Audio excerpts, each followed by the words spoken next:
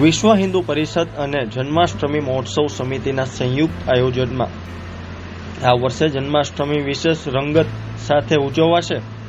PM Modi દ્વારા કરવામાં આવેલા ઓપરેશન સિંદૂરને અનુસંધાને જાગો હિન્દુસ્તાની નામના અનોખા કાર્યક્રમનું આયોજન કરવામાં આવ્યું છે। આ કાર્યક્રમમાં દેશભક્તિના ગીતોના સૂર ગુંજશે। લોકોમાં આપણા દેશ પ્રત્યે જાગૃતતા આવે તે માટે આ કાર્યક્રમનું આયોજન કરવામાં આવ્યું છે। રાજદીપસિંહ જાડેજા કહે છે કે વિશ્વ હિન્દુ પરિષદ અને જન્માષ્ટમી મહોત્સવ સમિતિ દ્વારા જાગો હિન્દુસ્તાની નામના કાર્યક્રમનું આયોજન કરવામાં આવ્યું હતું। ઓપરેશન સિંદૂરને અનુરૂપ આ કાર્યક્રમનું આયોજન કરવામાં આવ્યું છે। કાર્યક્રમમાં દેશભક્તિના ગીતોના સૂર રેલાશે।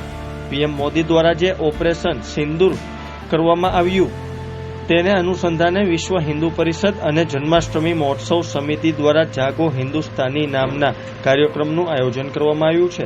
લોકોમાં આપણા દેશ પ્રત્યે જાગૃતતા આવે તે માટે આ કાર્યક્રમનું આયોજન કરવામાં આવ્યું હતું।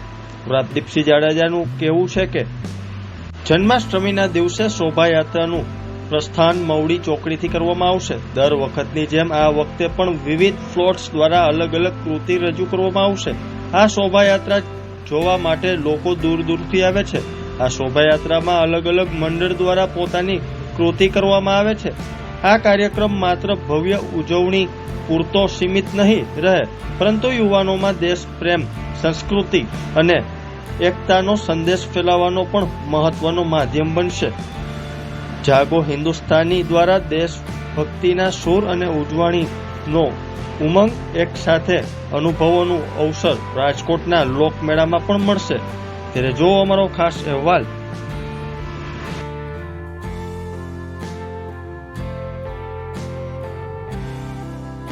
જય શ્રી રામ। હું રાજદીપસિંહ જાડેજા, રાજાભાઈ વાવડી।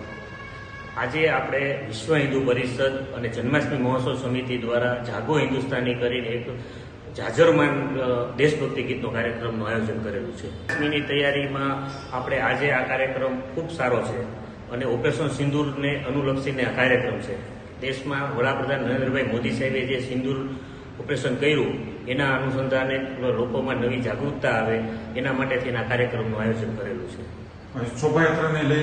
શોભાયાત્રા આપણી 16 તારીખે સવારે 8 વાગે મવડી ચોકડીથી પ્રસ્થાન કરશે અને દર વખતની જેમ અલગ અલગ વિવિધ ફ્લોટ છે અને શોભાયાત્રા રાજકોટમાં દર વખતે એવી થાય છે કે જે માણસો જોવા આવે છે ગુજરાતભરમાંથી અને અલગ અલગ મંડળો દ્વારા અલગ અલગ ફ્લોટ, અલગ અલગ જાગૃતિના કાર્યક્રમો બધું જ રથયાત્રામાં તમને જોવા મળશે।